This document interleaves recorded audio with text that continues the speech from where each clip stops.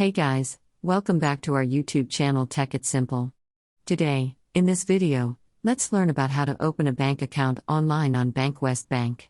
So, let's get started. At first, let's get into any browser and search for Open Bankwest account. Click on this first link that is bank accounts. Now, we can see various bank accounts over here.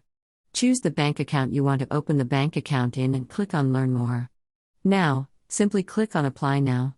If you are a new Bankwest customer, click on Apply Online over here.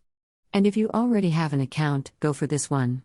So, let's go for the first one. Now, we need to agree to the terms and conditions and simply click on Start. Now, we need to enter all of our details here, and once you're done with the personal details, we'll scroll down and simply click on Continue. After this, we need to enter our residential, that is address details, and our employment details as well. We also need to enter our identity details, and we need to provide our identity cards. Once all of the information is done and the verification of the information we provided is done, we need to review all of the details. Once that is done, we get into the final step of our Bankwest online banking account. After that, our bank account will finally be created. So, this is all we can do to open a bank account online with Bankwest. I hope you liked the video. Please do like and subscribe. Thanks for watching.